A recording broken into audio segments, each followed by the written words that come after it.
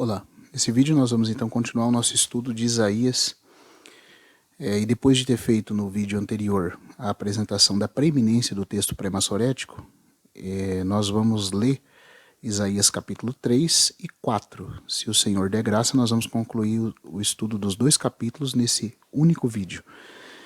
E para poder fazer o estudo, eu vou ler primeiro na versão textual, que segue bem, né, uma tradução pré-massorética, né, de uma vertente de tradução de um texto puro, né, não corrompido, e nesse ponto é muito específico e muito necessário nós fazermos isso, porque ela vai falar sobre uma profecia importantíssima acerca de Cristo, no capítulo 3 de Isaías, que não aparece nas traduções da João Ferreira de Almeida, por ter seguido a Estugartência, que é baseado no texto massorético. Então eu vou ler na textual e depois eu vou ler na própria tradução da Septuaginta em si, da própria Septuaginta. Tá? Eu precisei traduzir, né, da Septuaginta em inglês, e aí eu vou ler para vocês então primeiro o texto de Isaías 3 e 4 na textual e depois o texto de Isaías 3 e 4 na própria Septuaginta, tá bom? Então vamos seguir aqui. Isaías capítulo 3, versículo 1 em diante.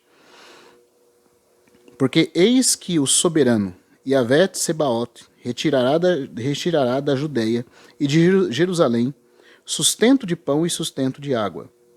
Ao poderoso e ao guerreiro, ao juiz e ao profeta, ao adivinho e ao ancião, ao capitão, ao honorável e ao conselheiro, ao destro na magia e ao prático em feitiços. Por príncipes lhes porei moços, e a arbitrariedade regerá sobre eles. Brotará entre o povo a violência de uns contra os outros, cada qual contra o seu companheiro. O jovem atacará o ancião, e o plebeu o nobre. Então um homem lançará mão a seu irmão em casa de seu pai, dizendo: Tu tens manto, sê nosso príncipe, e toma esta ruína em tuas mãos.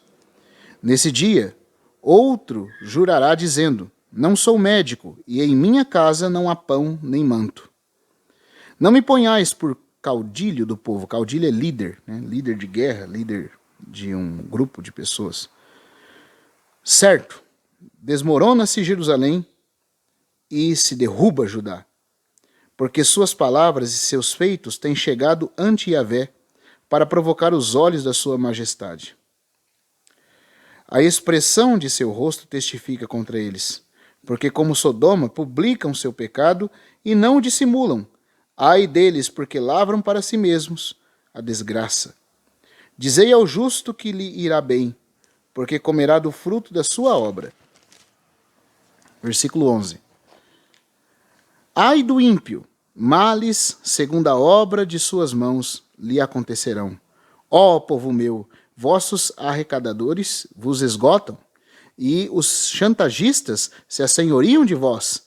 Ó povo meu, os que vos lisonjeiam vos fazem errar, e pervertem as veredas de vossos pés. Porém agora Yahvé se levanta para litígio, para contenda, né? E fará com que se ponham em pé no juízo de seu povo. Yahvé virá a juízo contra os anciãos e príncipes de seu povo. Porque vós haveis devastado a vinha, e o despojo dos pobres está em vossas casas. Que é isto? Triturais o meu povo? Moeis o rosto dos desvalidos? Oráculo de Adonai Yahvé Tsebaot. Diz Yahvé: porquanto as filhas de Sião são altivas e caminham com o pescoço esticado e olhar provocativo e andam como passarinhos miúdos, né, fazendo tilintar as correntinhas em seus pés, Yahvé humilhará as principais filhas de Sião, e Yahvé descobrirá suas vergonhas. Naquele dia, Yahvé removerá o ornato das tornozeleiras, das redezinhas e as lunetas dos pingentes, das pulseiras e dos mantos, dos diademas, das correntes, tornozeleiras e das fitas, dos frascos de perfume e dos amuletos, dos anéis e as argolas do nariz, dos vestidos preciosos e os manteletes de chales e as bolsas, dos espelhos e as blusas de linho, das tiaras e das mantilhas. E sucederá que, em lugar do perfume, haverá putrefação. Em lugar de cinto, corda. Em lugar de trança, cabelo raspado. Em lugar de manto largo, um saco. Em lugar de formosura, cicatriz. Teus varões cairão à espada, e teus poderosos na batalha. Suas portas se entristecerão, e se enlutarão, e desolada, assentar-se-á no chão. 7 mulheres, capítulo 4, versículo 1 agora, lançarão mão de um homem, dizendo: comeremos nosso pão, e vestiremos nossas roupas. Somente dá-nos teu sobrenome, e tira a nossa desonra. Versículo 2. Naquele dia, o renovo de Yahvé será esplêndido e glorioso, e o fruto da terra excelente e formoso para os salvos de Israel. E sucederá que quem permanecer em Sião, os que forem deixados em Jerusalém, os inscritos em Jerusalém entre os viventes, serão chamados santos, quando Yahvé lavar a impureza das filhas de Sião e limpar o sangue derramado no meio deles com um vento justiceiro, com sopro devastador. Yahvé criará em todo o recinto do monte Sião e sua assembleia uma nuvem de fumaça de dia e um fogo flamejante de noite, porque sobre todos haverá uma cobertura de glória, enramada de sombra contra o calor, refúgio na tormenta e abrigo contra o aguaceiro. Essa é a versão da Bíblia textual. Agora eu vou fazer a mesma leitura diretamente na Septuaginta, traduzida do inglês. Claro, essa aqui não é uma tradução acadêmica, na verdade é uma tradução disponível, né, em um site que traduziu do inglês, mas é uma tradução um tanto amadora. Então, mas eu fui conferir com a que eu tenho em inglês aqui, está bem próximo, está bem preciso, então, como é o que nós temos, eu vou usar aqui, tá? Eu vou ler, então, na própria Bíblia da Septuaginta, com essa tradução, tá? Diz assim, Isaías capítulo 3, versículo 1. Eis que agora o Senhor dos exércitos, tirará de Jerusalém e de Judá o homem e a mulher poderosos, o suprimento de pão e o suprimento de água. O grande e o valente homem, o guerreiro, o juiz, o profeta, o entendido, o ancião, o capitão de 50, como também o honorável conselheiro, o artífice sábio e o ouvinte inteligente, farei de jovens os seus príncipes, e escarnecedores terão domínio sobre eles. Então o povo cairá, um homem sobre outro homem, e cada um será contra o seu próximo. A criança deverá insultar o homem mais velho, e o vil ao seu senhor. Portanto, um homem irá lançar mão de seu irmão, alguém da casa de seu pai, dizendo-lhe: tu tens roupa, sê nosso governador, e que o meu alimento seja da tua responsabilidade. Porém, respondendo o outro, naquele dia dirá: eu não serei teu governador, pois não tenho pão na minha casa, nem vestes, e não irei ser governante deste povo. Porque Jerusalém está arruinada, e Judá caiu, e as suas línguas falaram com iniquidade, desobedientes como têm sido para com o Senhor. Versículo 9. Agora, pois, a sua glória foi abatida, e a vergonha de seu semblante lhes tem confrontado. Todavia eles têm proclamado o seu pecado como Sodoma, tornando-o manifesto. Ai de sua alma, pois criaram um mau conselho contra si mesmos. Agora presta atenção no versículo 10. E aqui por isso que eu falei, embora a textual, como eu indiquei, fosse a tradução que mais seguiu a tradução pré-massorética, nesse ponto ela falou diferente também da Septuaginta. E a Septuaginta tem uma tradução muito mais preciosa aqui. No versículo 10, eu vou até ler na textual de novo, no capítulo 3 de Isaías, versículo 10, só para você ver como é que está. O 10 fala assim: dizei ao justo que lhe irá bem. Está bem parecido com a João Ferreira. A João Ferreira também fala: dizei ao justo que tudo lhe irá bem. Aqui fala: dizei ao justo que tudo lhe irá bem. Olha como é que diz a Septuaginta. Capítulo 3, versículo 10. Diz que eles pecaram, né? Criaram um mau conselho contra si mesmos, ao dizerem: vamos prender o justo. Não é dizei ao justo que tudo lhe irá bem, mas é vamos prender o justo, pois ele nos é pesado. Vamos prender o justo. Que tradução diferente, meus irmãos. E nós vamos ver quem é o justo aqui da profecia. Quem é o justo da profecia? Que tradução diferente? Uma coisa é falar, dizei ao justo que tudo lhe irá bem. Outra coisa é dizer, eles disseram, vamos prender o justo. É assim que está na Septuaginta. Qual o motivo da mudança? Nós vamos descobrir agora conforme a gente for ler o estudo à luz do que é explicado pelo nosso irmão Gouveia. Os judeus mudaram esse texto. E nós vamos ver o motivo deles serem mudado. De quem estava se falando quando falou, vamos prender o justo?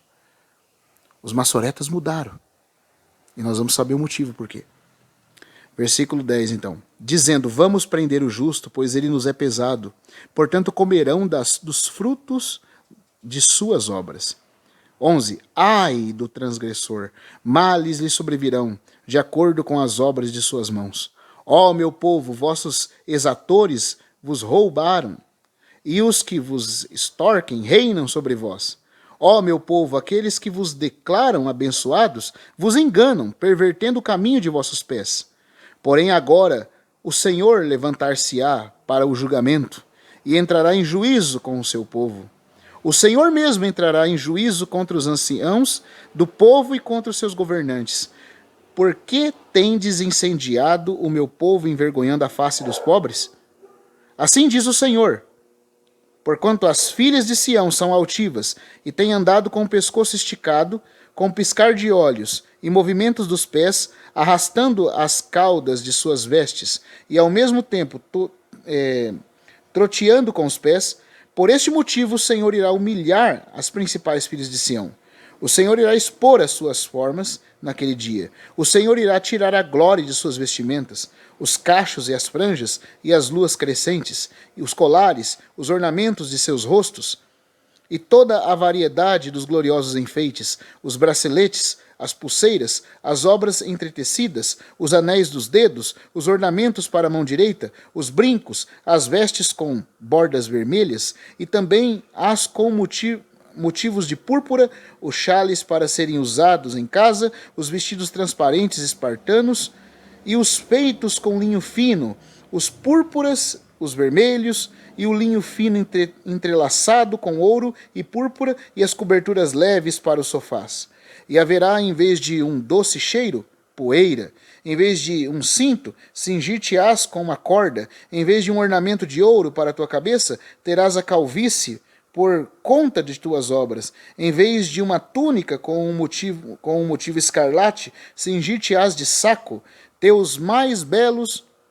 mais belo filho, aquele a quem amas, cairá a espada. Teus homens poderosos cairão pela guerra e serão abatidos. Os baús de teus ornamentos lamentar-se-ão e serás deixada sozinha, nivelada ao chão. Capítulo 4. Então 7 mulheres lançarão mão de um homem, dizendo, nós comeremos do nosso pão e nos vestiremos com nossos próprios vestidos. Deixa tão somente que o teu nome seja chamado sobre nós. Tira o nosso opróbrio. Tamanho vai ser a miséria, elas vão dizer isso para o pobre do homem que estiver na terra. Naquele dia, Deus resplandecerá gloriosamente no conselho sobre a terra, para exaltar e glorificar ao restante de Israel. E será que o restante que for deixado em Sião, e aquele que ficar em Jerusalém, todos os que são destinados para a vida em Jerusalém, serão chamados de santos. Porque o Senhor lavará a imundícia dos filhos e das filhas de Sião, e irá a limpar o sangue do meio deles com o espírito de justiça e com o espírito de ardor. Ele virá e será com respeito a cada local do Monte Sião, sim, Por toda a sua circunviança, uma nuvem o encobrirá de sombra durante o dia, e haverá como se fosse uma fumaça e luz de fogo queimando durante a noite. Sobre toda a glória estará um dossel, uma cobertura, o qual será por uma sombra contra o calor, e como um abrigo e esconderijo contra as intempéries do tempo e da chuva. Fim. Então, vamos agora para o nosso estudo dessa passagem. Vocês viram que o versículo 10, especificamente, está muito diferente na tradução. Também tem uma diferença no capítulo 4, onde a Bíblia textual e também a Bíblia João Ferreira e a Bíblia hebraica diz naquele dia o renovo de Yahvé. E aqui falou naquele dia, no versículo 2 do capítulo 4, fala, naquele dia Deus resplandecerá gloriosamente. Né? Na textual e nas outras Bíblias fala naquele dia o renovo de Yahvé. O renovo fala daquilo que cresce. Renovo de Yahvé é o broto de Yahvé, como se Yahvé fosse uma árvore e houvesse um broto que sai dele. Esse broto é o Messias, que é Deus com Deus e é divino como Pai. O Filho de Deus, o Messias, é o broto de Yahvé. É a imagem de Deus. É aquela parte de Deus. Né? É o que de Deus é conhecido. É o Messias. Porque o Messias é Deus. E é a expressão de Deus. E é a imagem de Deus. E é o Filho de Deus que sai de Deus, assim como o broto sai da árvore. Ele é co-substancial ao Pai. Ele é divino com o Pai. Por isso ele é o renovo de Yahvé. Assim como o broto participa da essência e da natureza plena da árvore, o Messias participa de toda a ousia, de toda a essência de Deus, porque ele é Deus com Deus. E assim como o broto é a expressão viva da árvore, o Messias é a expressão de Deus, a expressão de Yahvé. Mas por que a Septuaginta traduziu naquele dia Deus se levantará gloriosamente? Porque a palavra hebraica renovo significa aquilo que está crescendo, se levantando, brotando. Então a Septuaginta não traduziu renovo, ela traduziu Deus se levantará. No lugar de Yahvé ela colocou Deus, e no lugar de renovo, daquilo que cresce, que brota, ela colocou Deus se levantará. No lugar de renovo, ela colocou o verbo levantar. No lugar de Yahvé ela colocou Deus. Mas quem é o Deus que se levantará? Aquele que na tradução hebraica é chamado de renovo. Ele é aquele que está se levantando, que está manifestando quem é Deus, porque ele é o próprio Deus encarnado. Renovo de Yahvé é um dos títulos do Senhor Jesus como Messias e enfatiza a sua natureza divina. Então a Septuaginta está diferente no capítulo 4, versículo 2, e no 3:10, quando ela fala que eles disseram, vamos prender o justo, enquanto a tradução da João Ferreira, a tradução da textual e a tradução mais usada do hebraico fala, dizei ao justo que tudo irá bem. Mas é muito interessante a gente ver que, na verdade, o gol foi da Septuaginta, porque o que está dito é, eles disseram, vamos prender o justo. Quem é esse justo? Nós vamos ver. Nós vamos ver que esse justo é o próprio renovo de Yahvé do capítulo 4.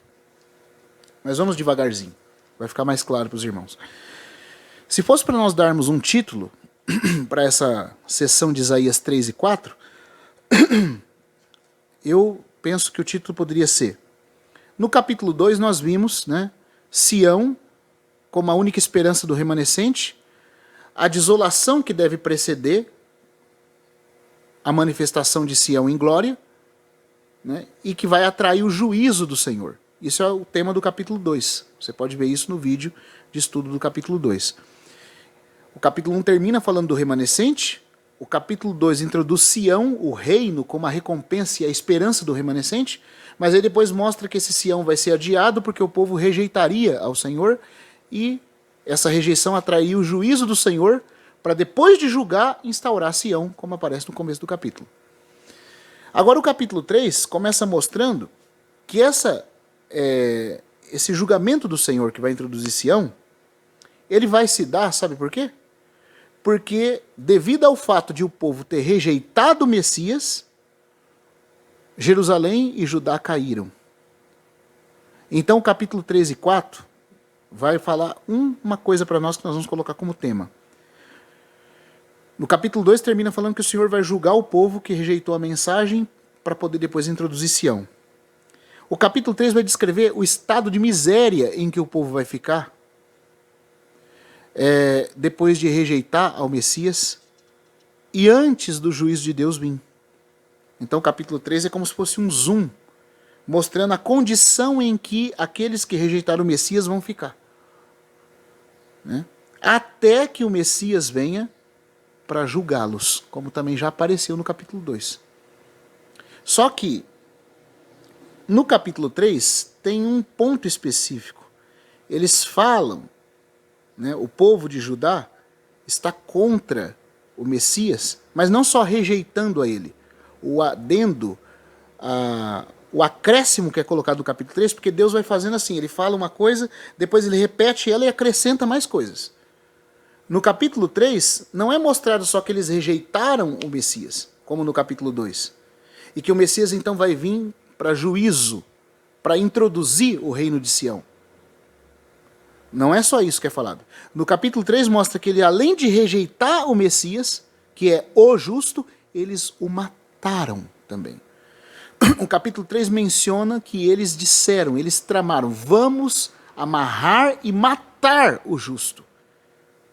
Então é como se o capítulo 3 mostrasse essa mesma maldade e mostrasse a consequência dessa maldade, mas mostrasse que essa maldade culmina neles matando, assassinando o justo. Entendeu? Então vamos lá. Capítulo 1 mostrou o remanescente sendo poupado no tempo do fim. O capítulo 2 introduz Sião como a recompensa no reino do Messias para esse remanescente. Mas aí o próprio capítulo 2 mostra que essa Sião vai ser adiada porque o povo de Israel rejeitaria o Messias. E por rejeitar o Messias, eles iam piorar até o ponto de que o Messias viesse em juízo contra eles para inaugurar a Sião, que é o tema de início do capítulo 2. Certo? Agora, o capítulo 3 vai mostrar para nós que por terem rejeitado o Messias, como já foi mostrado no 2, eles vão ficar numa situação desastrosa, de penúria, de miséria total. E essa miséria total é a queda de Judá e de Jerusalém. Só que, como um adendo, como algo complementar, Deus vai mostrar que isso está acontecendo com eles de uma forma tão terrível, incluindo mortes, incluindo violência, incluindo pobreza extrema sobre Judá e Jerusalém, não só porque eles rejeitaram o Messias, o que já é grave, como o capítulo 2 mostrou, mas porque eles chegaram até mesmo a tramar matá-lo, como de fato mataram. Esse é o principal crime do povo de Judá. Essa é a mancha na história de Israel. Oh, irmãos, ele veio para o que era seu, e os seus não receberam, como diz João.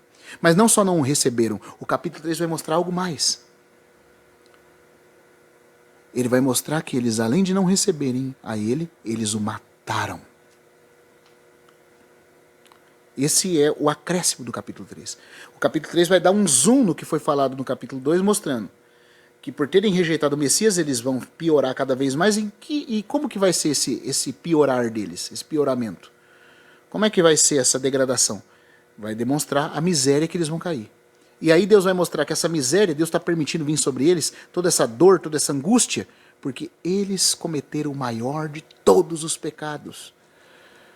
Eles não somente rejeitaram ao Senhor Jesus, mas eles tramaram, vamos matar o justo, porque ele nos desagrada. Isso é o que está no capítulo 3, versículo 10, na versão Septuaginta. E é por causa do trauma que esse versículo provoca em toda a história judaica, de que eles, sendo o povo da aliança, o povo para o qual o Messias veio, eles mataram o seu próprio Messias. E os cristãos, como a gente vai ver o irmão Gouveia mostrando aqui, tanto Pedro disse isso para eles no dia de Pentecoste: vocês mataram o justo, entregando-o na mão de iníquos. Assassinaste o autor da vida. Pedro, com base no texto de Isaías, é com base no texto de Isaías que Pedro prega essa mensagem depois dos dias de Pentecoste. Pedro usa o texto de Isaías para dizer: vocês mataram o justo. Ou seja, vocês cumpriram o que estava na profecia de Isaías. Vocês são culpados desse crime que estava profetizado, que a nação de Israel ia fazer. Vocês são os autores. Vocês mataram o justo. Depois Estevão fala a mesma coisa no capítulo 7. Vocês entregaram o justo. Depois o próprio Justino vai dizer para Trifão que eles mataram o Messias, tendo matado o justo, conforme está em Isaías, e Justino cita a Septuaginta dizendo: eu sei que vocês mudaram o que está escrito no texto hebraico porque vocês não suportam essa culpa. A culpa que nós cristãos fazemos com que fique evidente sobre vocês quando nós pregamos que o Messias foi crucificado. Nós não queremos culpar os judeus. Nós queremos anunciar que ele foi crucificado e pagou o preço do nosso pecado. Mas se ele foi crucificado e foi por mão de vocês, vocês, ao ouvirem a nossa pregação, vocês se sentem culpados. E por causa disso, vocês foram lá e mudaram o que está no texto. Vocês disseram: dizei ao justo que tudo há de ir bem com ele. Mas não é isso que está no texto.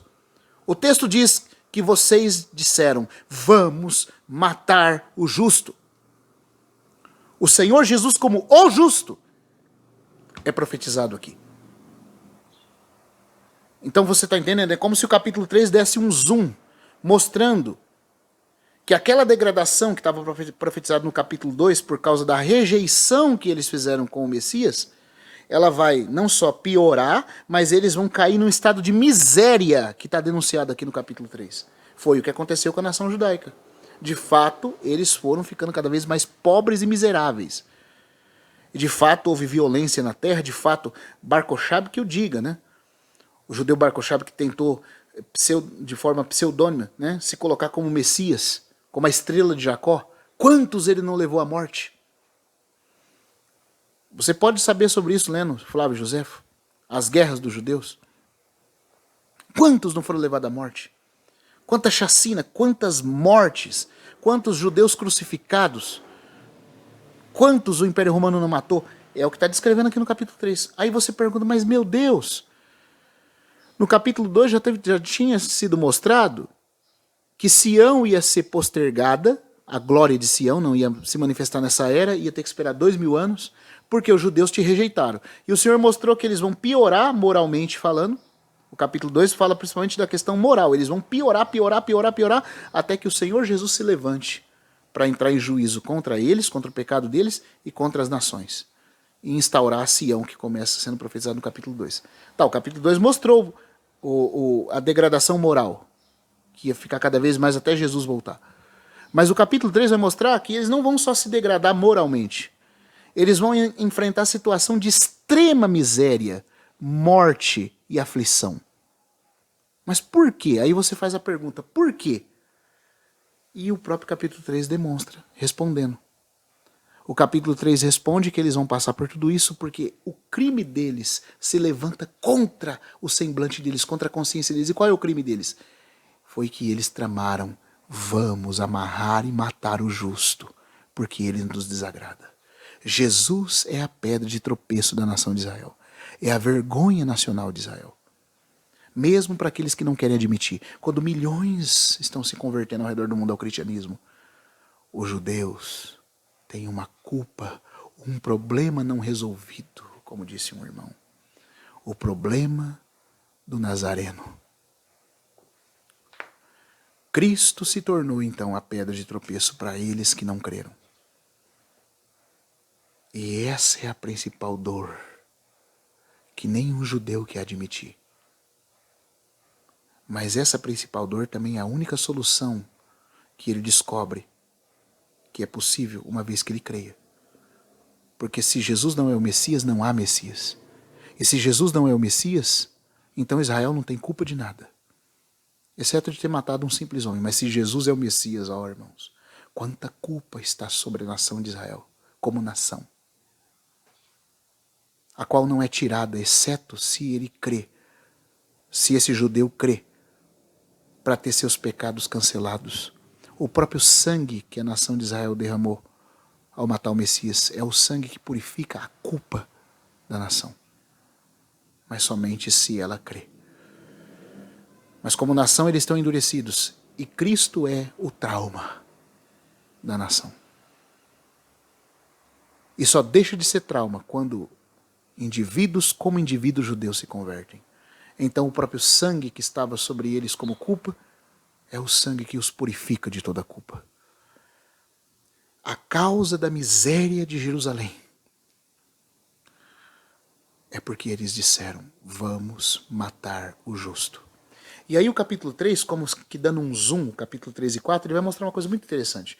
No capítulo 2 nós vimos Sião como a resposta, o reino do Messias em Sião como a resposta para o remanescente. O prêmio do remanescente e a única esperança do remanescente. Mas depois Deus mostra que essa Sião vai ser postergada, porque a nação de Israel ia rejeitar o Messias. Ia rejeitar e ia se degradar a tal ponto que o Messias ia ter que se levantar do trono e vir abalar a terra para instaurar Sião. O capítulo 3 vai mostrar que eles não só pioraram moralmente, como no 2, mas eles também sofreram terrivelmente miséria, morte e aflição. Eles sofreram socialmente, economicamente, existencialmente, foram piorando. Então é como se fosse um adendo, é como se fosse um aprofundamento na explicação que já tinha sido dado no capítulo 2. Capítulo 2 vocês vão piorar moralmente. Capítulo 3 vocês vão piorar não só moralmente, mas existencialmente. Na questão financeira, né, das riquezas, vocês vão empobrecer, vão passar grande penúria, mortes, violência vai ser posta na terra. Então você vê um progresso na revelação, um falou só da piora moral, o outro está mostrando o piorar, né, a degradação também existencial.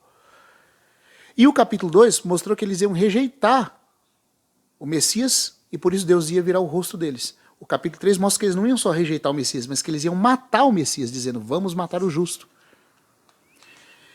E essa fala, vamos matar o justo, é a causa deles estarem agora sofrendo, deles estarem em miséria, deles estarem provando a dor de muitas mortes no meio deles, como de fato aconteceu. Se você lê as histórias das guerras judaicas de Flávio José, você vai ver que o povo de Israel realmente enfrentou tudo isso no tempo pós-ascensão do Senhor Jesus. Essa profecia realmente começou a acontecer entre eles. Então eu daria o título a esse capítulo 3 e 4 como a causa da queda de Judá. Aquela queda que já tinha falado no capítulo 2, que eles iam rejeitar o Messias, eles iam piorar moralmente até o Messias voltar, para poder instaurar a Sião, para poder inaugurar a Sião que está no capítulo 2. Bom, isso está no capítulo 2. Mas aqui, no capítulo 3, vai mostrar a causa da queda total, não só da queda moral, mas também da queda existencial,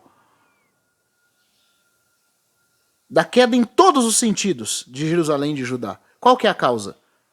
É o que está no versículo 10. Pois eles disseram, vamos matar o justo. Eles não só rejeitaram o justo, como aparece no capítulo 2. Eles quiseram matar o justo. E aí, esse capítulo 3 vai mostrar o seguinte, ele também vai fazer mais ou menos o que o capítulo 2 fez, só que com um zoom maior. Ele vai mostrar que esse pioramento da nação, em pobreza, em miséria, em aflição, em mortes, que está se dando por culpa deles terem matado o justo e não só rejeitado ele. Rejeição é o que o capítulo 2 mostra, mas eles também mataram ele. Esse justo que morreu de forma justa pelos pecados da nação e está pronto a perdoar qualquer um que crê. Esse justo que foi punido no lugar dos injustos. Esse justo que foi assassinado voltará em justiça para tornar Sião uma cidade justa. Você vê? Então eu poderia colocar que o tema é a causa da queda de Judá. Esse é o tema do capítulo 3 e 4. Eles mataram o justo, né, que voltará em justiça. Eles mataram o justo que voltará em justiça. Então, nesse sentido, tudo que o capítulo 3 e 4 fala é um zoom maior do que o capítulo 1 e 2 falaram. O capítulo 1 mostra o remanescente crendo no Messias no tempo do fim e esperando algo. E o capítulo 2 inaugura mostrando qual é a recompensa deles. É o reino milenar. É Sião se tornando belo, glorioso, as nações andando na luz de Deus.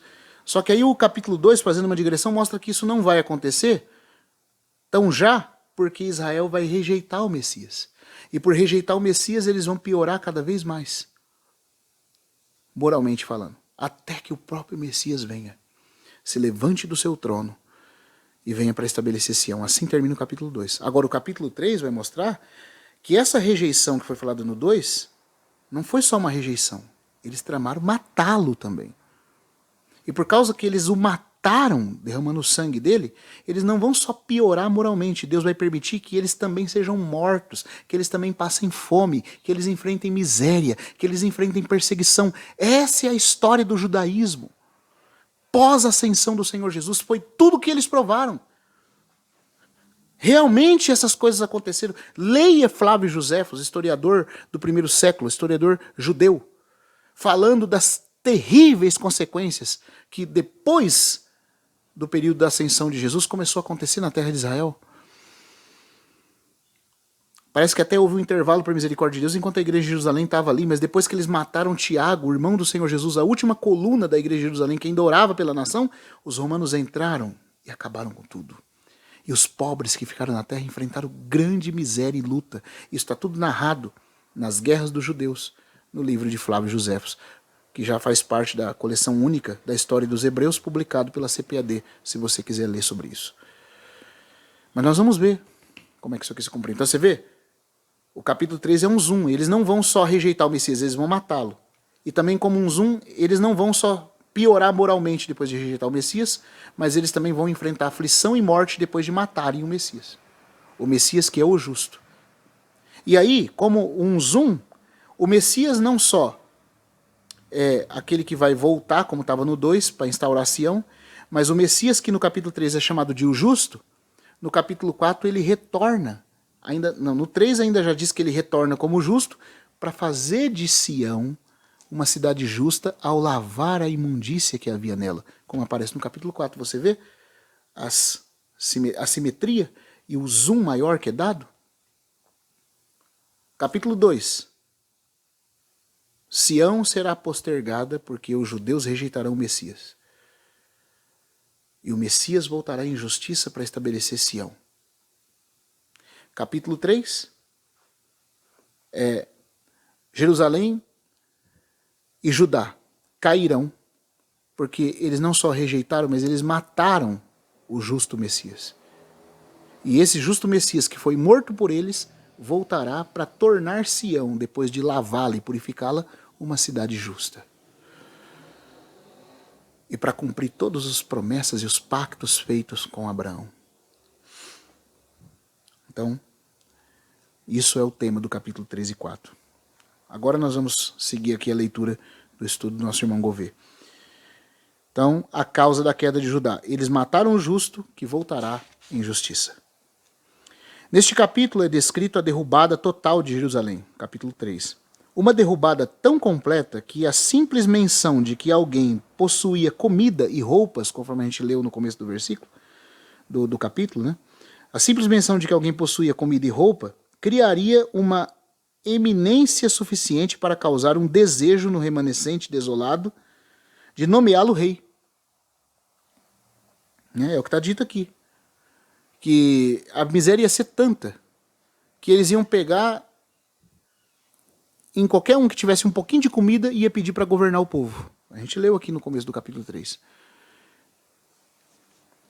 Essa profecia teve um primeiro cumprimento. Lembra que a gente já falou do cumprimento cíclico de transposição em Isaías? Ele está falando dos dias dele, mas ele também fala ao mesmo tempo dos dias de Jesus, no final no tempo do Senhor Jesus aqui na Terra, até o final da era cristã, do início da era cristã no século I, e depois ele ainda posterga isso para a última semana de Daniel, né? Os 7 anos finais dessa era, onde tudo vai acontecer num grau ainda maior de cumprimento, e aí então ele vai para o reino milenar, aí ele volta para os dias dele, dos dias dele ele transpõe para os dias do Senhor Jesus e dos apóstolos, dos dias de Jesus e dos apóstolos e do final do primeiro século da era cristã, ele vai para o último tempo da última semana de Daniel, os últimos 7 anos, e aí ele fala do milênio, e aí ele volta nesse tema. Praticamente é assim que as profecias de Isaías funcionam.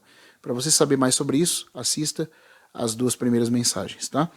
Então o irmão Gouveia diz assim, houve um cumprimento, né, um primeiro cumprimento de nível menor no cativeiro realizado por Nabucodonosor. Isso é o que lemos em 2 Reis, capítulo 24, versículo 14 e 16, quando está escrito, e transportou a toda Jerusalém. Nabucodonosor fez isso, né? Porque Isaías está falando do cativeiro que ia vir depois da profecia dele. Sim, há um cumprimento mais imediato ali. E quem fez esse cativeiro foi Nabucodonosor. Diz que Nabucodonosor transportou a toda Jerusalém, como também a todos os príncipes, todos os homens valorosos, 10.000 presos e todos os carpinteiros e ferreiros. Ninguém ficou senão o povo pobre da terra. Por isso que você vê que aqui o povo é visto em pobreza. Mas isso é só um cumprimento parcial, em primeiro nível. Assim transportou Joaquim para a Babilônia, como também a mãe do rei, né, e as mulheres do rei, e os seus eunucos, e os poderosos da terra levou presos de Jerusalém à Babilônia. E todos os homens valentes, até 7.000, e carpinteiros e ferreiros, e ferreiros até 1.000, todos eles destros na guerra, a estes o rei da Babilônia levou preso para a Babilônia. Isso é o que está em 2 Reis 24, versículo 14 e 16, na versão Almeida e Corrigida.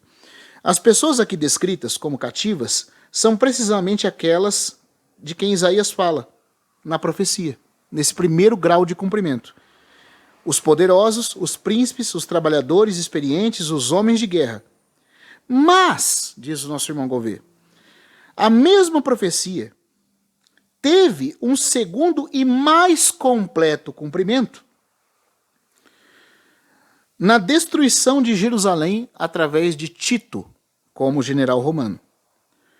Ouçamos sobre essa destruição o que nos disse Joséfo, o historiador judeu do primeiro século.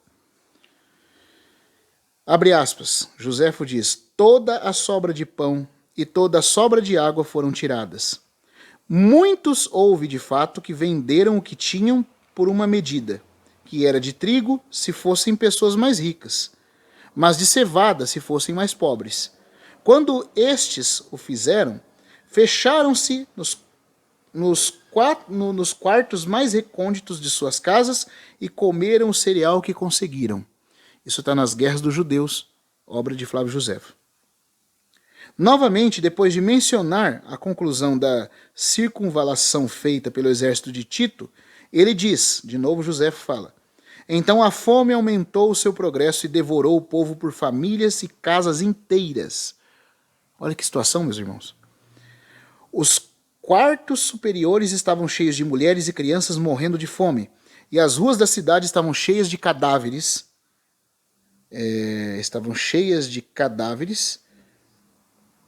De idosos.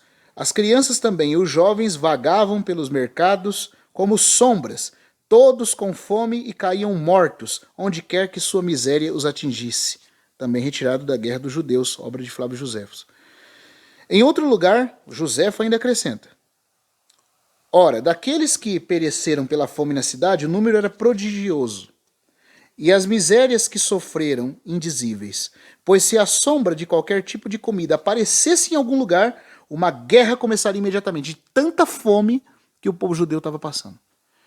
Isso aconteceu no primeiro nível, quando Nabucodonosor levou o povo, mas num nível muito maior depois dos dias de Jesus, quando no ano 70 Tito invadiu Jerusalém.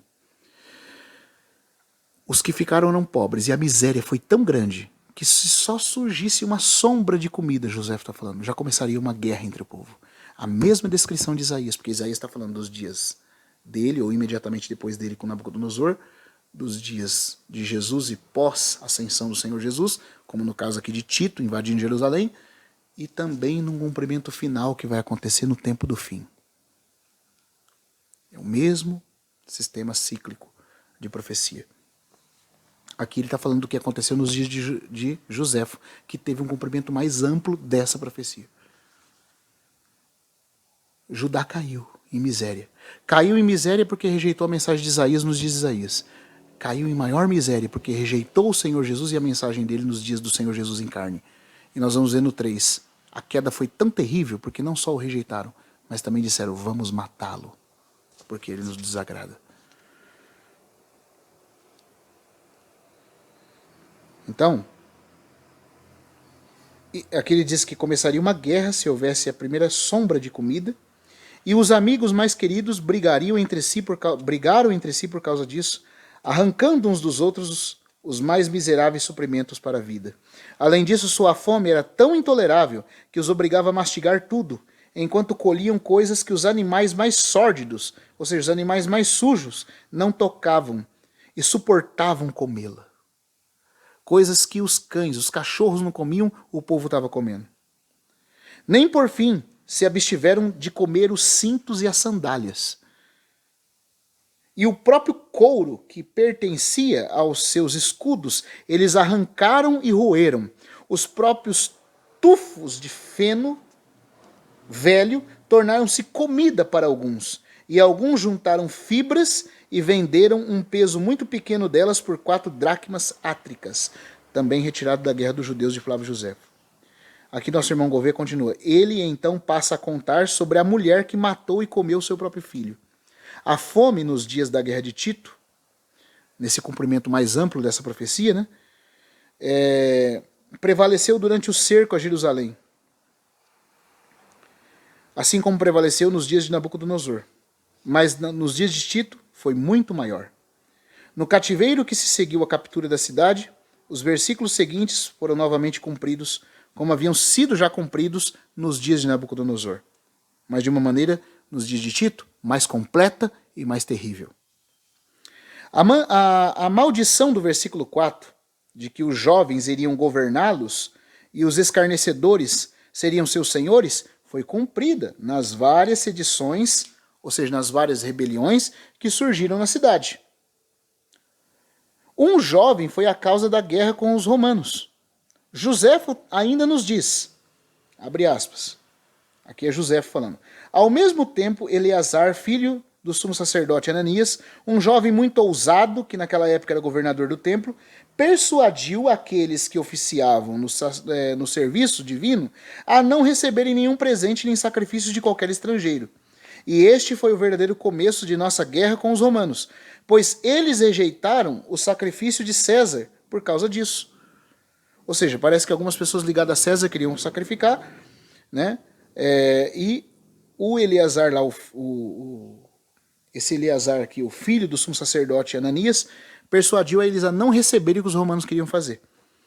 E isso foi o começo da guerra com os romanos. Eles rejeitaram o sacrifício de César por causa disso, e quando muitos dos sumos sacerdotes e principais homens lhe imploraram para não rejeitarem o sacrifício, quando era costume oferecer por seus príncipes, eles não foram persuadidos. Ou seja, o jovem teve voz.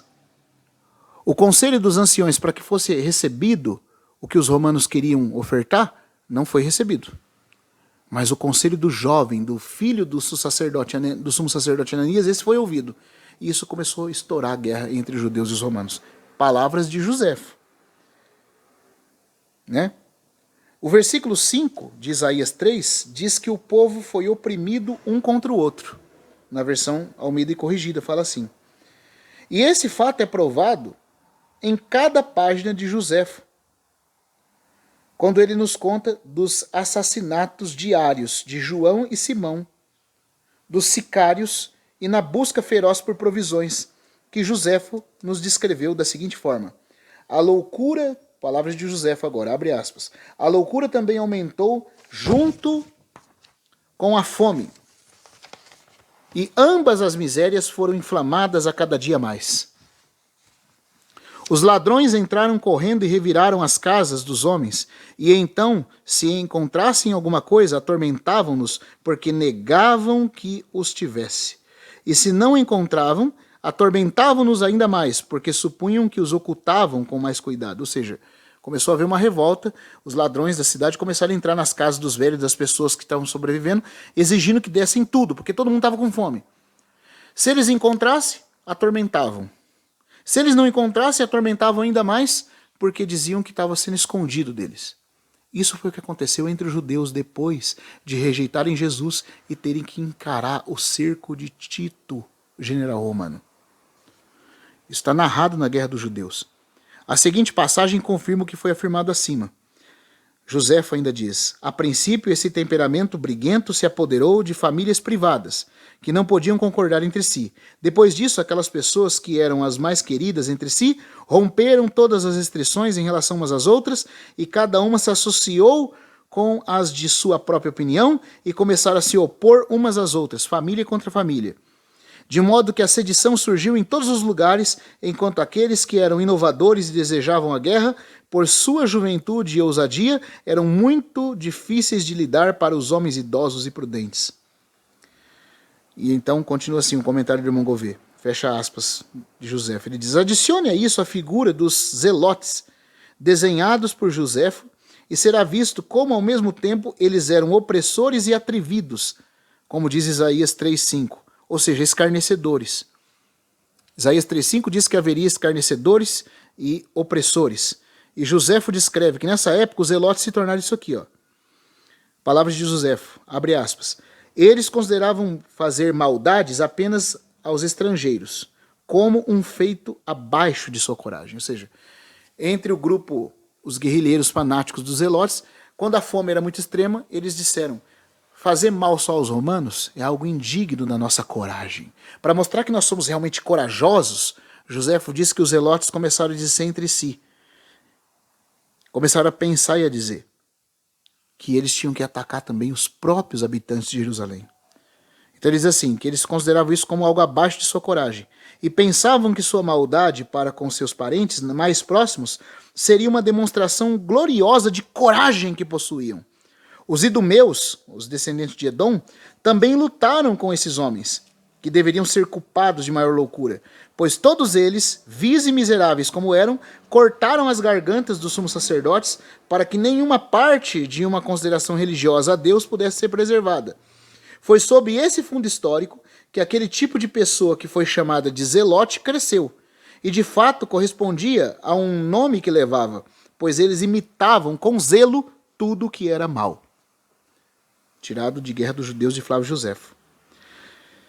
O irmão Gouveia continua. Seu total desrespeito a todo sentimento religioso foi igualmente demonstrado por suas brincadeiras com perjúrio. Ou seja, eles juravam como se fosse uma coisa simplória.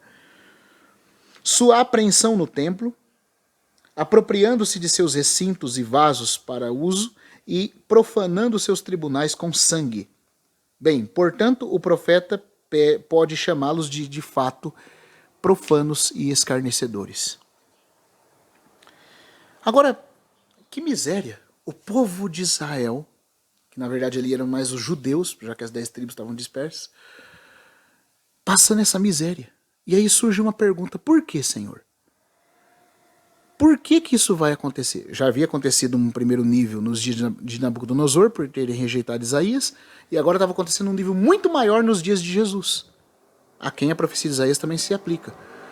Nos dias de Jesus e pós-ascensão do Senhor Jesus, quando Tito, no ano 70, invadiu Jerusalém. Mas por que Deus está permitindo toda essa miséria, toda essa situação? A resposta vem. E qual foi a razão pela qual Jerusalém foi abandonada e Judá caiu, como está escrito no versículo 8? E por que sua glória foi humilhada? E por que a vergonha de seu rosto se levantou contra eles, como diz o versículo 9 de Isaías 3? Então, nosso irmão Gouveia diz assim: Eusébio de Cesareia nos responde. Eusébio, aquele grande irmão historiador dos pais da igreja, Eusébio nos responde dizendo, em seu estudo sobre essa profecia, ele diz o seguinte, palavras de Eusébio: e isso se deu porque, como diz o versículo 10, eles amarraram, ou melhor, mataram o justo. Essa é a causa de todas essas ameaças. Estas palavras, penso eu, ainda Eusébio falando, receberam inequivocadamente sua realização após a primeira vinda do Salvador. Eusébio já viu o cumprimento dessa profecia na rejeição e morte do Senhor Jesus. Tudo está acontecendo com eles, eles foram destruídos, passaram miséria, fome, porque disseram: vamos matar o justo. Nesse mesmo raciocínio, Jerônimo comenta os versículos 9 e 10, citando-os como foram por mim traduzidos pelo Gouveia. traduzidos. Exceto onde a palavra traduzida por mim como destruamos, foi traduzida por Jerônimo como amarremos o justo. Não sei se você sabe, mas Jerônimo era um grande exegeta e tradutor da Bíblia, e foi ele que fez a tradução da Bíblia, da Septuaginta, para o idioma latino, a pedido do Papa Dámaso. Né? E aí formou-se a tradução Vulgata da Bíblia, que é a tradução latina. Joséfo, ao traduzir o versículo, não usou a palavra destruamos o justo, mas amarremos o justo. E tem algumas versões da Septuaginta, né, porque são 3 versões da Septuaginta que existe, que fala também amarremos. Mas a versão mais original, a mais precisa, de acordo com o que estava no texto de Alexandria, fala destruamos. E foi a que o irmão Gouveia usou. E por que uma das versões fala amarremos e não destruamos? Porque muito provavelmente, dentre as outras 3 traduções da Septuaginta, havia uma influência da tradição rabínica já presente. Certo? Já havia uma influência da tradição rabínica. Até na obra de Orígenes, né, que ele fez dividindo em 6 colunas de tradução comparativa, você vê já que esses textos tinham sim uma influência da tradição rabínica. Mas o texto da Septuaginta mais antiga de Alexandria falava destruamos o justo e não só amarremos. Mas Jerônimo seguiu a tradução do amarremos o justo. Mas quer amarremos, quer destruamos, é para o mesmo fim, é para dar fim ao justo. Então, aqui o nosso irmão Gouveia fala que Jerônimo, ao traduzir essa passagem de Isaías, de acordo com a Septuaginta, colocando a palavra amarremos o justo, ele comenta o seguinte, no comentário dele ao texto de Isaías. Aqui, evidentemente, estava sendo profetizada a paixão do Senhor, porque eles, os judeus, planejaram um conselho muito perverso, não tendo contra o justo... planejaram um conselho muito perverso, não tanto contra o justo, mas contra si mesmos, ao tentarem matá-lo. Porque se eles matassem o justo, eles estão assinando o veredito de condenação deles. Então Jerônimo comenta dessa forma. Ao que Procópio de Gaza, aquele historiador e influente filósofo e erudito dos tempos dos pais da igreja, Procópio também acrescenta o seu testemunho dizendo: depois de falar do dia da retribuição, ele agora, assumindo outro ponto de vista, denuncia a retirada dos dons de Deus do seu antigo povo, não por idolatria ou por qualquer outro ato, que foi o que está falado no capítulo 2. No capítulo 2, Deus falou que ia se virar o rosto deles, ia rejeitá-los por causa de idolatria, por causa dos pecados deles. Mas agora no capítulo 3, é dito que Deus vai retirar tudo deles, não só por causa da idolatria deles, mas porque além de idolatrar, eles também mataram o justo. Isso é Procópio que está falando. Então, de acordo com Procópio, o capítulo 3 mostra esse adensamento na culpa dos judeus. Que eles não só idolatraram, mas eles também mataram o justo. Né? Eles disseram, vamos amarrar o justo e dar-lhe um fim. Foi o plano deles. E agora, continuando, nosso irmão Gouveia diz assim: foi a descoberta da notável profecia contida no versículo 9 e 10 deste capítulo, segundo os textos pré-massoréticos, que primeiramente me induziu o Gouveia, a pensar em uma nova versão, ou uma versão conforme os textos não corrompidos pelos judeus, que deveria existir. E aí ele foi estudar o assunto e descobriu que o texto que nós temos de Isaías estava deturpado. E aí ele começou a fazer uma nova tradução seguindo os textos pré-massoréticos. Essa é a obra maravilhosa que Deus encarregou nosso irmão Gouveia de fazer. E isso está no comentário dele ao livro de Isaías. Ele traduz o texto com a versão pré-massorética e compara com a massorética, e aí depois ele tece o comentário dele. E é isso que nós estamos estudando aqui. Pois aqui está uma profecia clara e inequívoca das conspirações dos judeus contra a vida do nosso Salvador, que é chamado de O Justo, cujo título também é usado pelos apóstolos que se referem a esta mesma passagem sempre que acusam judeus de serem os autores da morte de Jesus. Quem que usou essa passagem como base para falar o que falou? Pedro, Por exemplo, em Atos 3, versículo 14 e 15, na versão João Ferreira de Almeida atualizada, está escrito assim, que Pedro disse aos judeus, vós, porém, negastes o santo e o justo, e pedistes que vos concedesse um homicida. De Sarte mataste o autor da vida, ao matar o justo. A quem Deus ressuscitou dentre os mortos, do que nós somos testemunhas. Atos 3, 14 e 15. Tal também a acusação de Estevão. Estevão também usou esse texto, dizendo que os judeus haviam matado o justo. Ao dizer em Atos 7, 52, qual dos profetas vossos pais não perseguiram? Eles mataram, os pais de vocês mataram os que anteriormente anunciavam a vinda do justo, do qual vós agora vos tornastes traidores e assassinos. Aí ele continua assim, o nosso irmão Gouveia. Portanto, não é de se admirar que, pelo fato de essa passagem apontar tão claramente o pecado da nação de Israel, e sem dúvida, ser frequentemente citada contra os judeus pelos primeiros cristãos, não é de se duvidar que os judeus se esforçassem para corrompê-la, o que eles fizeram inteiramente no texto massorético hebraico e parcialmente em uma das versões da Septuaginta no grego.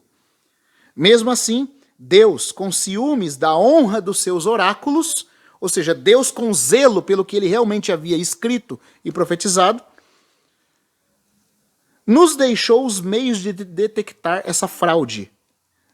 Mas deixe aquele que os acusa, que no caso aqui é Justino, o mártir, e está aqui nesse livro, essa citação que a gente vai fazer e que o irmão Gouveia fez, se encontra aqui nesse livro. Deixe que aquele que os acusa e que descobriu a fraude falar por si mesmo. E aí ele vai colocar aqui as palavras de Justino, que dizem assim. Né? Palavras de Justino. O cúmulo da vossa maldade, Justino falando para Trifão e para os judeus. Isso aqui foi o que Justino falou. O cúmulo da vossa maldade é que depois de que o assassinastes, continuais odiando o justo, e a ser o que são, piedosos, justos e humanos. Por isso, diz o Senhor, ai de suas almas, porque formaram um mau desígnio contra si mesmos, dizendo, eliminemos o justo porque ele nos é molesto. E novamente, Justino continua.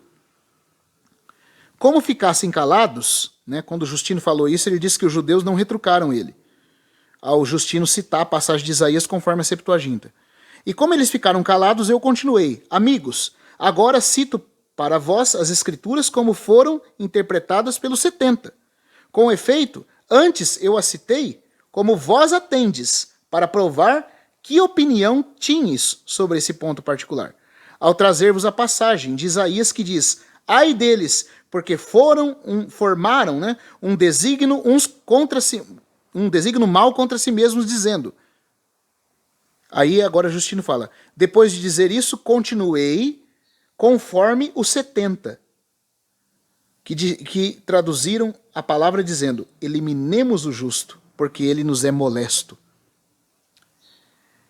Em troca, no começo da nossa conversa, eu vos citei como quereis que tenha sido dito, amarremos o justo, porque ele nos é molesto. Então, o que Justino está dizendo aqui é o seguinte, que no começo do diálogo, ele citou a passagem falando, amarremos o justo, conforme era a tradução que os judeus que seguiam Trifão tinham.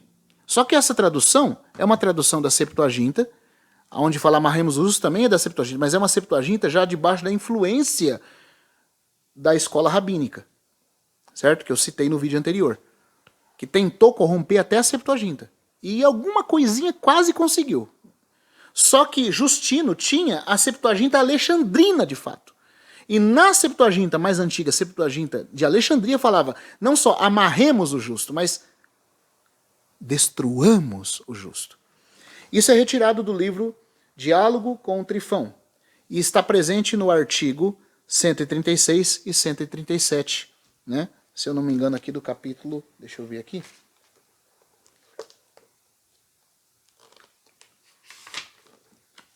No artigo 133 e 137 da obra Diálogo de Justino, filósofo e mártir, com o judeu Trifão, que está aqui dentro desse livro. Tá?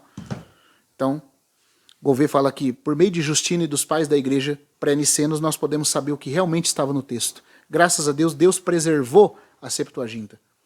E até naquele ponto, nenhuma das 3 versões da Septuaginta dos judeus tentaram dar uma mudadinha, dizendo colocamos amarremos em vez de destruamos. Mesmo ali, havia cristãos que tinham a Septuaginta mais arcaica, que não falava só amarremos, mas destruamos o justo. Por que os judeus quiseram mudar isso? Porque falava do Senhor Jesus como o justo, sendo odiado por eles. E aí eles foram lá e mudaram. Então aqui Cristo é o justo, que foi injustamente odiado e morto. E é por causa disso que a nação de Israel padece a aflição que padece. Porque eles disseram, caia sobre nós o sangue desse justo e sobre nossos filhos. Você acha que é por acaso que desde os dias de Tito eles têm sofrido o que têm sofrido? Com todas essas misérias que estão narradas, profetizadas no capítulo 3 de Isaías e que começou a se cumprir nos dias de Tito, cercando Jerusalém, e que depois se cumpriu em toda a dispersão da nação judaica e até nos dias da Segunda Guerra Mundial, irmãos. Não é por acaso, não. Isso tem a ver com o ódio deles pelo Messias. Mas nós não somos antissemitas, nós oramos pela conversão deles, nós os amamos, mas o que é verdade é verdade. E enquanto eles não se voltarem para o Senhor Jesus, não haverá solução para o problema judeu. Para o ódio que eles enfrentam do mundo.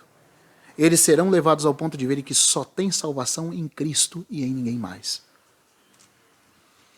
Eu vou parar um pouquinho aqui, vou continuar o vídeo, porque já está dando limite de tempo aqui de gravação. Nós vamos continuar a encerrar o estudo. E aqui ainda continua dizendo assim: Eusébio também testifica que as palavras originais da Septuaginta foram destruamos o justo. Né? Depois, numa outra versão da Septuaginta, foi aparecer a palavra amarremos.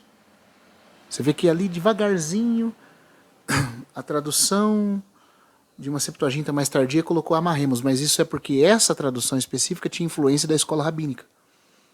E depois os maçoretas não colocaram não só destruímos, eles mudaram tudo mesmo, colocaram dizei ao justo que tudo irá bem a ele. Então os maçoretas fizeram a pior corrupção.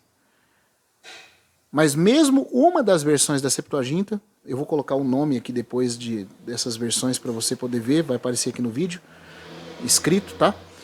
Uma dessas versões, por causa da influência da tradição rabínica que precedeu a tradução maçorética, já tinha trocado destruamos por amarremos. Então você vê, uma falava destruamos o justo, aí vem outro e fala amarremos o justo. Aí vem os maçoretas e coloca dizei ao justo que tudo irá bem. Você vê que mudança gritante? Mas no original, a mais arcaica tradução da Septuaginta fala destruamos o justo. Foi o que eles disseram, destruamos o justo. E é por causa disso que a queda veio sobre eles. Este seu crime grave, diz o profeta, eles o têm proclamado como Sodoma, tornando-o manifesto. Isaías 3, verso 9, versículo, Isaías 3, versículo 9, na versão da Septuaginta. A exigência da morte de Jesus foi aberta, pública, nacional e reiterada. Assim como Sodoma não teve vergonha de proclamar o pecado deles às claras para todos, diante de Ló, os judeus não tiveram vergonha de pedir a morte do justo diante de Pilatos. Então, nesse ponto, eles foram como sodomitas, escancarados no pecado.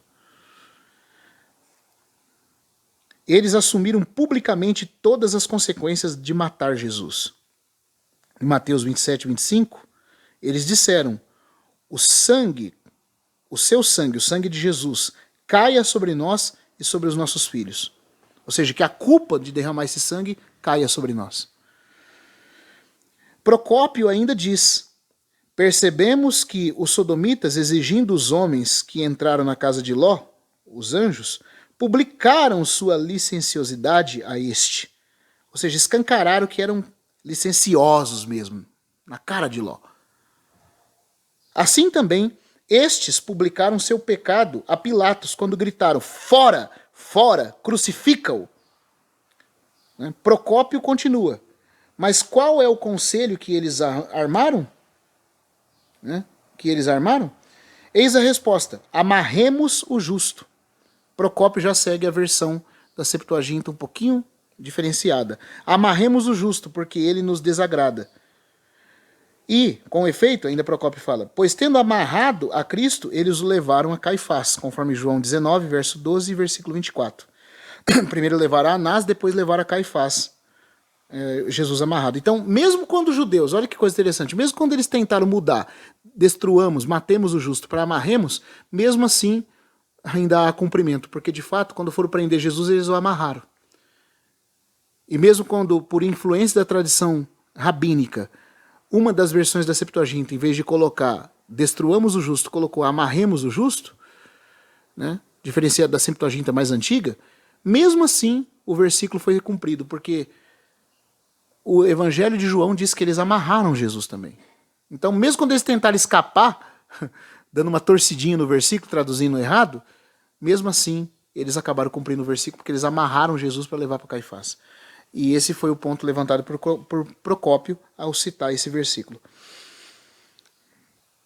E para o injusto, Procópio continua, e para o injusto, a injustiça, para o injusto, a justiça é desagradável, como o sol o é para a visão que está doente. Mas Isaías diz, eles comerão o fruto das suas obras. Isaías 3, versículo 10, versão Septuaginta. E que fruto era esse? Cativeiro, dispersão, destruição do templo, a queda da sua glória, a confusão dos rostos pela qual são impedidos de olhar para Deus após a transgressão contra o seu filho. Por haverem aprisionado a palavra, a verdade, a luz, a justiça, o Salvador, o médico, o libertador, os títulos com os quais Cristo é designado, né? Eles serão privados da palavra, da luz e da verdade, colhendo o que semearam, pois tudo que o homem semear, isso também ele ceifará. Aqui termina a palavra de Procópio. E assim como eles entregaram Jesus a Pilatos e as maldades desenfreadas de sua tropa, assim também eles, diz o profeta, serão entregues aos exércitos romanos, como diz Obadias. Como tu fizeste, assim se fará contigo. O teu malfeito tornará sobre a tua cabeça. Obadias 1, verso 15. Portanto, eles comem do fruto das suas ações. O Senhor Jesus assim representou isso para eles. Em sua parábola dos lavradores perversos, depois de descrever a matança do filho do Senhor da vinha, Jesus passa a denunciar suas justas consequências da mesma forma que o profeta Isaías o fez. Eles vão comer do fruto das suas obras, diz Isaías. E Jesus disse em Mateus 12, falando da parábola da vinha, depois de os lavradores terem matado o filho do dono da vinha, Jesus diz em Marcos 12, 9, que fará, pois, o Senhor da vinha? Ele virá e destruirá os lavradores e dará a vinha a outros. E foi o que aconteceu. Foi por permissão de Deus que Tito invadiu Jerusalém e destruiu o templo e os judeus. E se cumpriu a palavra de Jesus e a palavra de Isaías, que diz que eles comeriam do fruto das suas obras por haverem matado o justo. Mas apesar desses terríveis julgamentos cumpridos, mas apesar desses terríveis julgamentos, cumprindo assim a palavra do Altíssimo, outra passagem das Escrituras e a parte final desta mesma profecia parecem mostrar que ainda tem uma terceira e última realização aguardando cumprimento nos tempos do Anticristo. Pois o versículo seguinte, o versículo 11 de Isaías 3, na versão Septuaginta diz assim, ele se dirige a alguém chamado de o iníquo, ou o transgressor. A palavra transgressor é o mesmo para iníquo, porque iniquidade em grego, anomia, significa aquele que quebra as regras, que transgride as regras. Então, o transgressor é o iníquo. Esse o iníquo, o transgressor com artigo, já passa a se referir aqui a um iníquo verdadeiro. Quem que é esse? O anticristo. Depois de falar que eles vão sofrer, vão passar tudo isso por haverem matado o justo, aí Isaías passa para o último tempo, da última semana de Daniel, os últimos 7 anos dessa era, e começa a falar do cumprimento da profecia no tempo do fim agora. Pois o versículo 11 se dirige ao iníquo, que é descrito por Paulo com esse mesmo título em 2 Tessalonicenses 2,8. Ele que é aquele que neste capítulo de Isaías e em Daniel capítulo 11, é caracterizado primeiro por sua lisonja e depois por oprimir os judeus e por perverter o caminho de seus pés, conforme está em Isaías 3, verso 12, na versão da Septuaginta. Lembra que Deus havia falado no versículo 12? Ó povo meu, os que lisonjeiam, bajulam vocês, estão pervertendo o caminho do pé de vocês. Por quê? Porque o que vai acontecer é o seguinte: o povo de Israel ia rejeitar Jesus, matá-lo, ia sofrer consequências terríveis, mas Jesus disse em João 5, eu vim em nome de meu Pai e vós não me recebestes. Outro virá em seu próprio nome e a ele vocês vão receber. Quem é esse que vem no próprio nome? O anticristo. Quando o anticristo chegar, a grande maioria dos judeus vão recebê-lo como se fosse o Cristo. E ele vai bajulá-los. Vai tratá-los com lisonjas.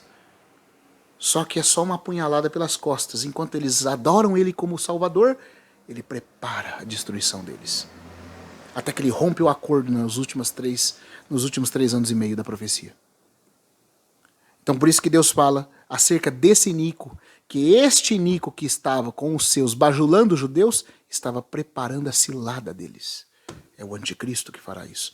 Então você vê como que a profecia de Isaías passa agora dos tempos de Jesus e do sofrimento dos judeus como consequência de haverem matado o justo, para o tempo de serem lisonjeados pelo anticristo, por o Inico, sobre quem um ai, uma maldição é lançada. Ao afirmar como Messias, ele vai então fazer isso, né, com os judeus, pervertendo o caminho dos pés deles, conforme Isaías 3,12 na versão Septuaginta, ao afirmar-se como Messias há muito esperado por eles. O fato de seus opressores e bajuladores serem mencionados no plural é sem dúvida devido a verdade mencionada por Daniel de que ele, o anticristo, fará com que eles, os seus adeptos, as pessoas que o adoram, né, governem muitos e dividam a terra por prêmio. Daniel 11, versículo 39. No entanto, apesar de sua opressão, tanto ele quanto eles devem fingir servir ao povo que oprimem. Quer dizer, eles vão estar oprimindo Israel, maquinando mal contra Israel, mas vão estar fingindo que estão servindo a eles. E vão dividir até a própria terra de Israel por prêmio, conforme Daniel 11, 39 profetiza. Então é isso que Isaías 2 está denunciando. Esse Inico, esses que estão bajulando vocês, estão na verdade pervertendo os passos de vocês. E se aproveitando de vocês. Ó, povo meu, é Deus falando acerca do destino do seu povo depois de terem rejeitado Jesus como Messias. Jesus veio em nome do Pai, eles não receberam. O outro vai vir em seu próprio nome, eles vão recebê-lo. Enganados, vão ser lisonjeados por ele. E é dito também em Daniel, aos violadores da aliança, aos judeus que violarem a aliança, né, que aceitarem adorar o anticristo em vez de adorar a Deus, ele com lisonjas perverterá. Muitos se ajuntarão a eles com lisonjas, Daniel 11:32 e Daniel 11:34. Mas como Paulo afirma que o Senhor Jesus o matará com o sopro de sua boca e o destruirá pela manifestação da sua vinda, em 2 Tessalonicenses 2:8, assim está aqui declarado. Porém, apesar dele fazer isso com os judeus, de parecer que ele vai triunfar sobre eles, Isaías 3, verso 13, na versão Septuaginta, diz: porém agora o Senhor levantar-se-á para julgamento e entrará em juízo com o seu povo. Com quem? Com esses que, em vez de aceitarem o Senhor, foram adorar o anticristo. O Senhor virá em juízo contra eles. Além disso, a gloriosa disposição do Salvador é notada quando ele chega ao julgamento. Porque o versículo 14 diz: o próprio Jeová vem a julgamento com os anciãos de seu povo e com os seus príncipes. Ou como nosso Senhor expressa da mesma maneira, o expressa, né, na verdade, de maneira diferente, a mesma coisa ao dizer: o Filho do Homem virá em sua glória e todos os seus santos anjos com ele, e então se assentará no trono da sua glória. Mateus 24:25. O que está sendo dito aqui é que depois do anticristo enganá-los, o próprio Senhor viria para julgá-los e também salvá-los. E que isso que está dito aqui no versículo 14 de Isaías 3 é a mesma coisa que Jesus disse em Mateus 25, versículo 31. Que ele vai vir se assentar no trono da sua glória em Jerusalém e instaurar o julgamento. Isaías passa a acusar seus inimigos de queimar sua vinha e oprimir seus santos. Assim também, a mesma regra de julgamento é exibida nessa parábola do Salvador. Quando ele diz que os inimigos dele trataram os seus, os pequeninos, os judeus, a vinha de Deus, não de maneira adequada. Quando o Senhor diz que esses que não trataram os judeus de forma adequada são os que viram ele com fome e não lhe deram de comer. Quando ele disser a eles: tive sede e não me deste de beber, era estrangeiro e não me destes e não me hospedastes, estava nu e não me vestistes, enfermo e na prisão e não me foste ver. E ele vai dizer: apartai-vos de mim, malditos, para o fogo eterno preparado para o diabo e seus anjos. A quem que ele vai dizer isso? A esses que oprimiam a vinha do povo de Deus. Ou seja, aos gentios que oprimiam os judeus no tempo do fim. O Senhor vai entrar em juízo com os judeus, que adoraram o anticristo, mas vai entrar em juízo também com as nações que ajudaram o anticristo a oprimir o remanescente fiel dos judeus. E não acolheram, não deram pão, não deram água, porque os pequeninos, as ovelhas de Mateus 25, não são crentes, são nações. Mateus 25 fala: ele separará as nações como quem separa o cabrito das ovelhas. As ovelhas de João 10 são crentes, mas as ovelhas de Mateus 25 são nações. E é com esses que oprimem a vinha de Deus no tempo do fim que ele vai entrar em juízo. Essas nações que ajudaram o anticristo nessa opressão. Chamando eles de bodes. Daqueles que não ajudaram os pequeninos do Senhor, que são cristãos e judeus. Né? Oh, Senhor. No versículo 16, começa um novo assunto. Né? Isaías 3,16. Que continua até o final do 4º capítulo. E contém as ameaças de Deus contra as filhas de Sião. Estas também receberam sua realização parcial nas desolações feitas em Jerusalém, tanto no tempo de Nabucodonosor como no tempo de Tito. Mas ainda acredito, Gouveia falando, que um cumprimento mais completo e severo os espera. Isaías representa um estado de maior luxo e arrogância, seguido por um período de grande dificuldade. E, no entanto, naquele mesmo tempo, no tempo em que, depois do povo ter arrogância e luxo, eles vão passar grande dificuldade. Irmãos, que tempo na profecia isso poderia se cumprir com os judeus? Na última semana de Daniel. Quando o 7º rei fizer um acordo com eles, de paz, tudo vai parecer maravilhoso no começo, sobre os judeus.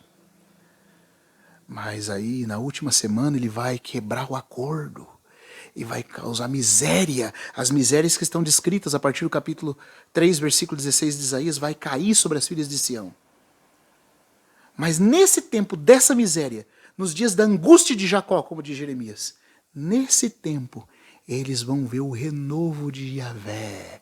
Essa aflição vai despertar o coração deles para olharem para aquele a quem traspassaram, para o Messias divino humano. E eles vão dizer: era ele e nós o matamos. E nesse tempo, o renovo de Yahvé será belo sobre Israel. Pela primeira vez eles vão olhar para aquele que cresceu como raiz de uma terra seca e vão ver nele um renovo belo e formoso. Eles vão ver que aquele que eles rejeitaram era o Messias glorioso que está vindo para salvá-los. Por isso que Isaías diz que nesse tempo de grande aflição, nos dias da angústia de Jacó, o renovo de Yahvé será belo sobre a terra. Nesse mesmo tempo, o renovo de Jeová será belo e glorioso para os fugitivos de Israel, para o remanescente, para os 12.000 selados de cada tribo. E assim está escrito na profecia do Monte das Oliveiras, da mesma forma. Porque Jesus diz lá, em Mateus 24:32, imediatamente após a tribulação daqueles dias, eles verão o Filho do Homem vindo nas nuvens do céu com poder e grande glória. Então passou a tribulação, a angústia de Jacó, essa angústia serviu para levá-los a confessar que eles precisam da salvação que só Jesus pode dar. Isso é o que vai acontecer, isso vai provocar a salvação da nação de Israel. E naquele dia, depois de grande aflição, o renovo de Yahvé será belo sobre a terra. Como também está confirmado por Mateus 24:32, que é depois da tribulação, eles vão ver o Filho do Homem vindo com grande glória e formosura sobre Israel. Novamente, assim como é afirmado por Isaías, que o remanescente será chamado santo. Sim, todos os que estão inscritos para a vida em Jerusalém, conforme Isaías 4, verso 3. O que significa isso? Né? Isso é o que está escrito em Lucas. Ao começarem estas coisas a suceder, exultai e erguei vossa cabeça, porque a vossa redenção se aproxima. Lucas 21, versículo 28. Também é digno de nota que a expressão inscrito para a vida corresponde à frase do Novo Testamento, os eleitos, que são os judeus que serão reunidos pelos anjos. Que, como somos informados, serão reunidos naquele dia pelos anjos de uma a outra extremidade do céu. A promessa final, por fim, depois de falar que naquele tempo em que Israel estará passando grande aflição, nos últimos 3 anos dos 7 anos do acordo do anticristo, nos últimos 3 anos e meio, né, depois do grande luxo que está profetizado em Isaías 3,16 até Isaías 4, está falando de um grande luxo que o povo de Israel ia viver, mas que o Senhor ia tirar esse luxo deles e eles iam passar grande tristeza, aflição e miséria. Isso é o que vai acontecer também nos últimos 7 anos dessa era. Nos primeiros 3 anos e meio, muito luxo e fartura, pelo acordo com o 7º rei. Nos últimos 3 anos e meio, perseguição, porque ele vai violar a aliança e vai persegui-los. Mas naquele tempo, Isaías 4, verso 2, começa a dizer, eles vão ver o renovo de Yahvé belo. Ou seja, o Senhor vai voltar em glória para salvá-los. E eles vão ver o Messias e vão se arrepender e vão crer nele. Então, nesse mesmo tempo, por consequência da vinda dele para salvá-los, ele vai instaurar o reino milenar. E o Monte Sião vai subir, conforme o capítulo 2 já falou, e no cume do Sião, a glória Shekinah vai voltar. E aí vai terminar com a descrição de Isaías 4, versículos 5 e 6. Depois que o Senhor tiver purificado Sião da impureza, haverá um dossel, uma cobertura de nuvem, assim como a nuvem estava sobre as tendas de Israel no deserto e sobre o tabernáculo, assim também a nuvem da glória da Shekinah de Deus vai cobrir o Monte Sião. E vai se tornar uma nuvem para proteger do calor durante o dia e uma coluna de fogo e glória e brilho para iluminar e proteger do frio e do perigo, né? Do frio à noite. E isso é um testemunho de que o Senhor, a glória de Yahvé voltou para o seu povo. E todos os pactos e promessas de Deus com Israel finalmente se cumpriram. Então você vê que, de novo, o capítulo 4 encerra falando do reino milenar. Assim como o capítulo 2 começa encerrando o assunto do capítulo 1 falando do reino milenar. Né?